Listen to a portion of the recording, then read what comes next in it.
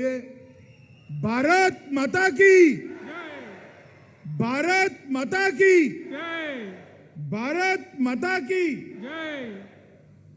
मंच पर उपस्थित CV षणमुगम जी, PMK के एक्स MP श्रीमान धनराज जी,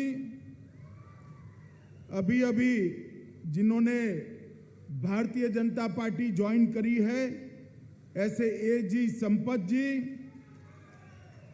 हमारे राज्य महासचिव थिरू KT राघवन जी, KS नरेंद्रन जी, श्री कार्तियन जी, और आज जिनको मैं जिताने के लिए आया हूं ऐसे हमारे थिरू कालीवर्धन जी, जरा ताली बजाइए। और आज यहां पर आए हुए प्यारे भाइयों बहनों माताओं, आप सभी को वणक्कम नमस्कार। மேடையிலே வருகை புரிந்துள்ள அதிமுக மாவட்ட செயலாளரும் விழுப்புரம் வேட்பாளருமான திரு CV சண்முகம் அவர்களே,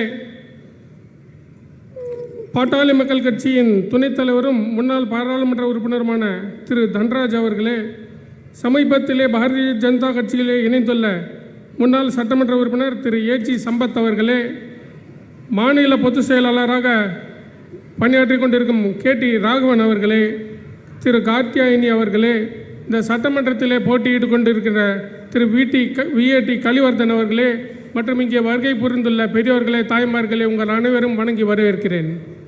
मित्रों, तिरुकोयलूर दिव्य मंदिरों का स्थान है जहां पर भगवान शिव और भगवान विष्णु दोनों के भव्य मंदिर उपस्थित है।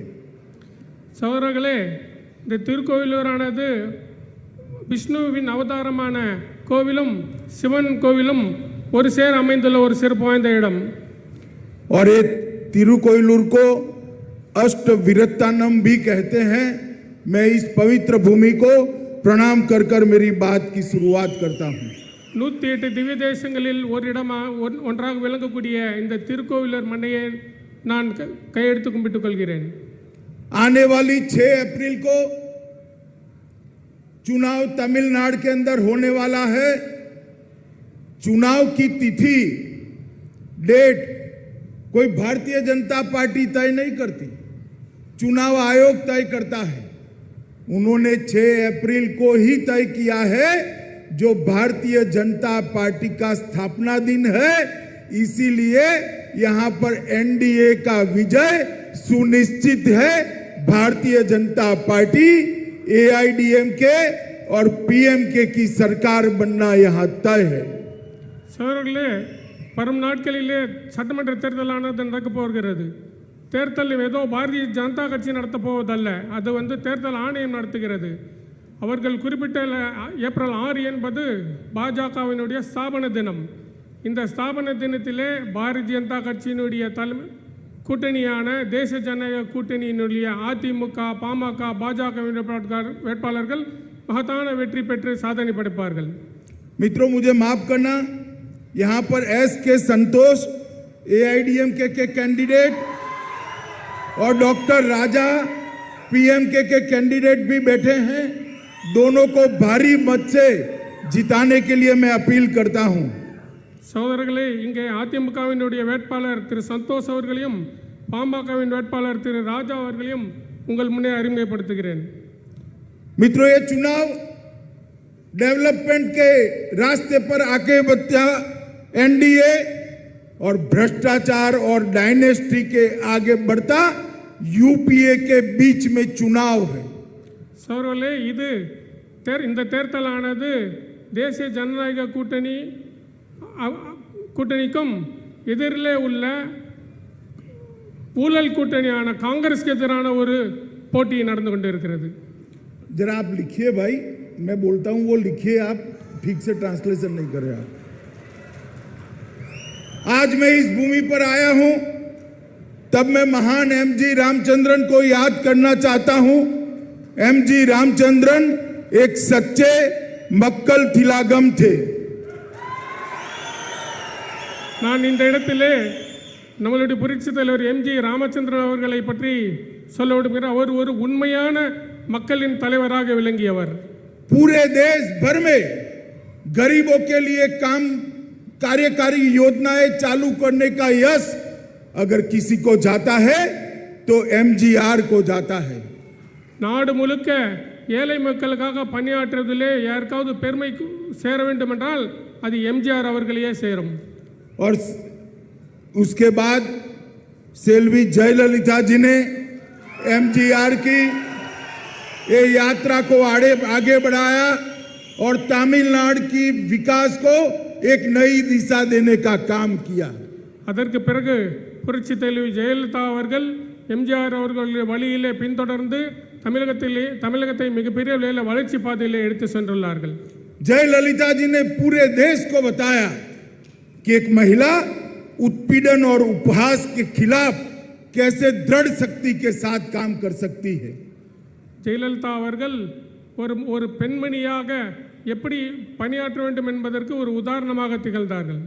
और अब मोदी जी के नेतृत्व में यहाँ के मुख्यमंत्री एड़ापाडी जी और पनीरसेल्वम जी भी तमिलनाडु को विकास के रास्ते पर ले जाने के लिए आगे बढ़ रहे हैं. தற்பொழுது பாரத பிரதமர் மோடி அவர்களுடைய வழிகாட்டுதலில் தமிழகத்தினுடைய முதல்வர் எடப்பாடி அவர்களும் பழனிசாமி அவர்களும் துணை முதல்வர் ஓ பன்னீர்செல்வம் அவர்களும் தமிழகத்தை வளர்ச்சி பாதையில் மிக சிறப்பாக எடுத்து சென்று கொண்டிருக்கிறார்கள். हम सब लोग डीएमके और कांग्रेस पार्टी को अच्छे से जानते हैं. डीएमके और कांग्रेस का मतलब है भ्रष्टाचार, गुंडागर्दी, जमीन हड़पना और अपने बेटे बेटियों को आगे बढ़ाना, जनता की चिंता नहीं करना. यही डीएमके और कांग्रेस का रास्ता है. நமக்கெல்லாம் திமுகவையும் காங்கிரஸ் பற்றியும் தெளிவாக தெரியும். லஞ்ச லாவண்யம், ரவுடியிசம், நிலாபகரிப்பு, தன்னுடைய குடும்பத்தினருடைய வளர்ச்சி, இதை மட்டுமே இந்த இரண்டு கட்சிகளும் செய்து கொண்டிருக்கிறது. एआईडीएमके, पीएमके और बीजेपी तीनों महान एमजीआर के रास्ते पर जाने के लिए कटिबद्ध है. मोदी जी के नेतृत्व में एक विकसित तमिलनाडु बनाने के लिए हम सब समर्पित हैं. அதிமுக, பாமக, பாஜக கூட்டணி எம்ஜிஆர் அவர்கள் வழியிலும் மோடி அவர்களுடைய வழிகாட்டுதலிலும் தமிழகத்தை ஒரு நல்ல பாதையிலே கொண்டு செல்வதற்கான ஒரு கூட்டணி ஆகும்.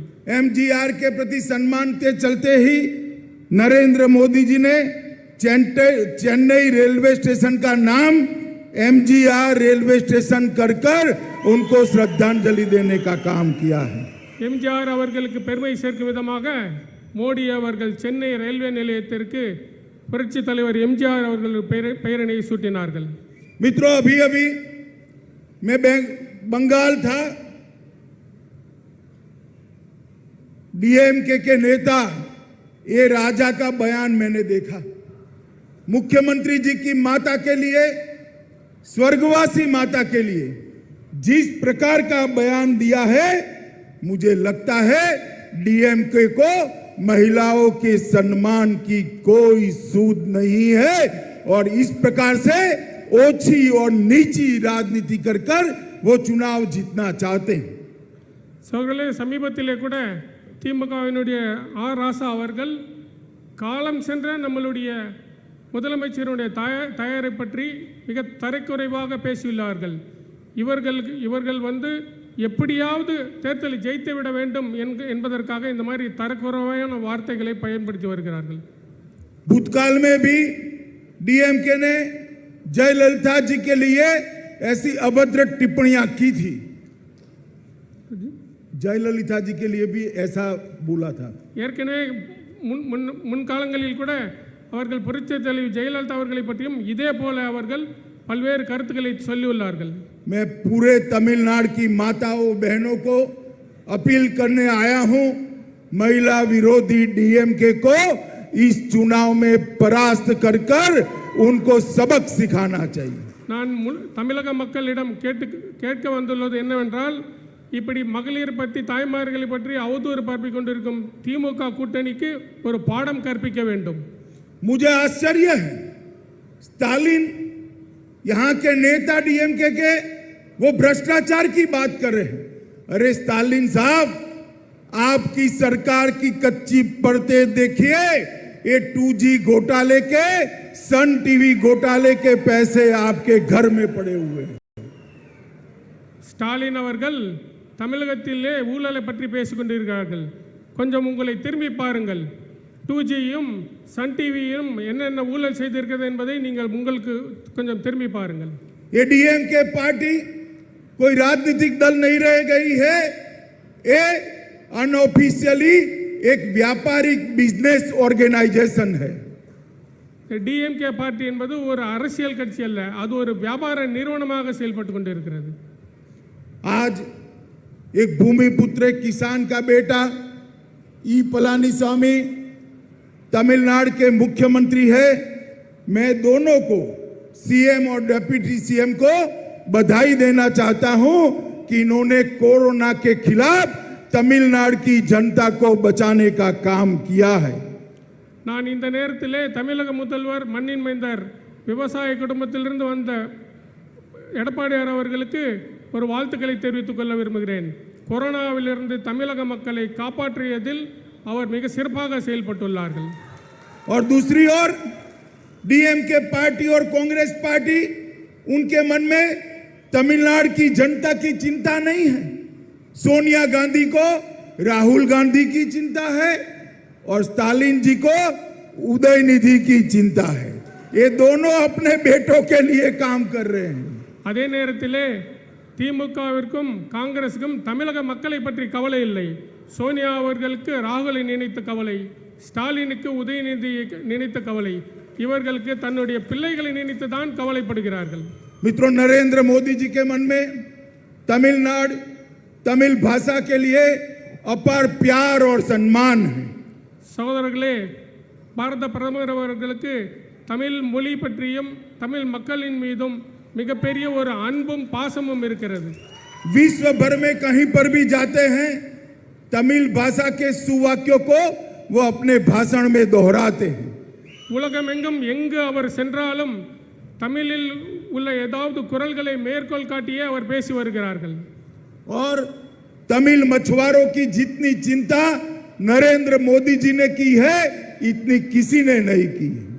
தமிழக மக்களினுடைய மீது அக்கறை கொண்டு கவலைப்பட்டதில் இதுவரை வேறு எந்த தலைவரும் ஒப்பிட முடியாது. और जब जाफना गए तब हजारों तमिल भाइयों के लिए घर बनाने का काम किया और उनके बीच में जाकर पका हुआ चावल भी खाने का काम किया।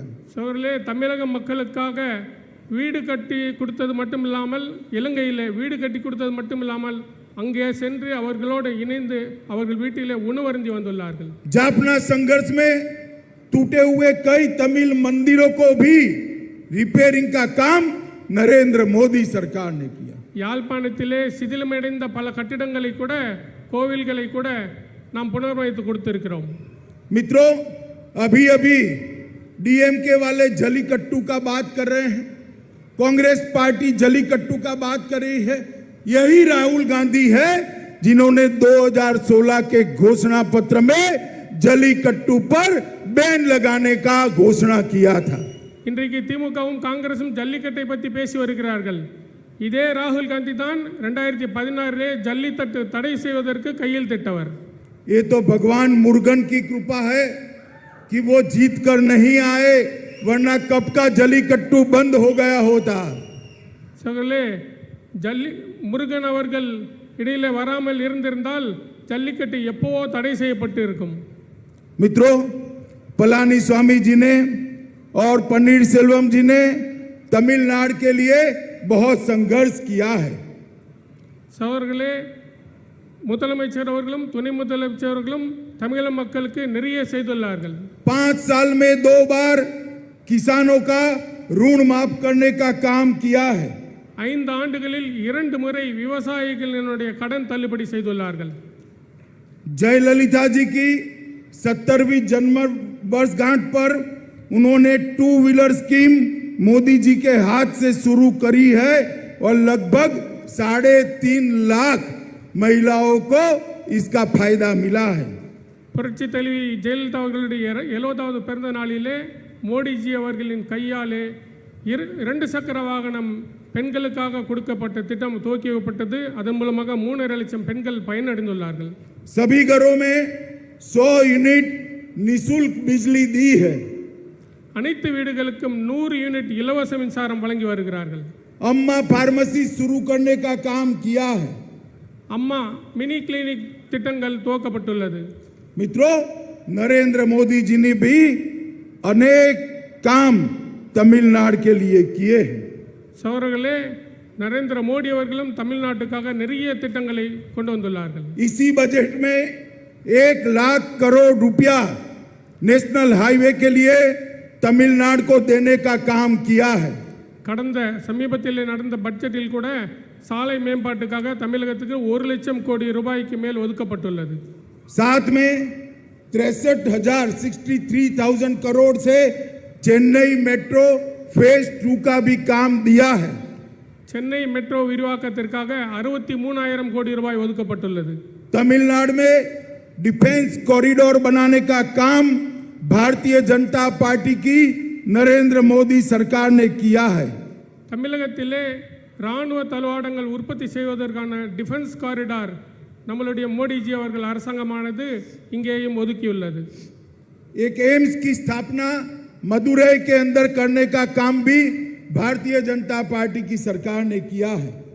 மதுரை பகுதியின் விரிவாக்கத்திற்காக நிறைய திட்டங்களை நாம் செய்திருக்கிறோம். எய்ம்ஸ் திட்டத்திற்காக. मित्रों, अंत में मैं इतना ही कहना चाहता हूं, ये भ्रष्टाचारी डीएमके और कांग्रेस पार्टी तमिलनाडु का विकास नहीं कर सकती है.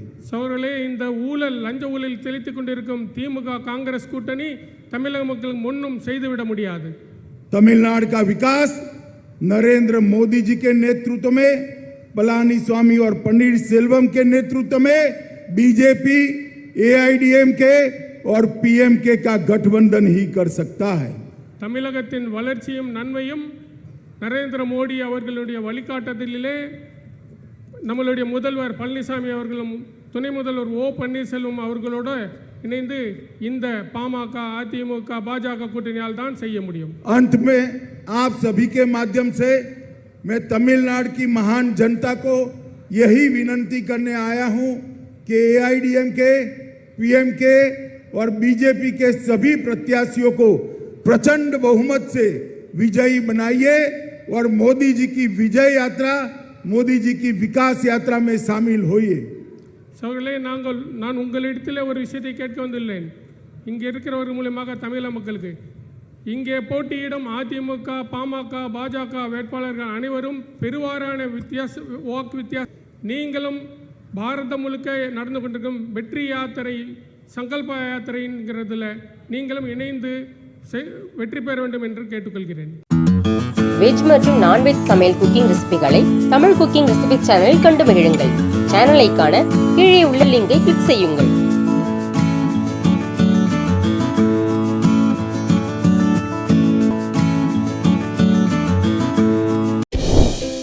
தொடர்ந்து இது போல வீடியோஸ் பார்க்குறதுக்கு கீழே இருக்க சப்ஸ்கிரைப் பட்டனை கிளிக் பண்ணுங்கள்.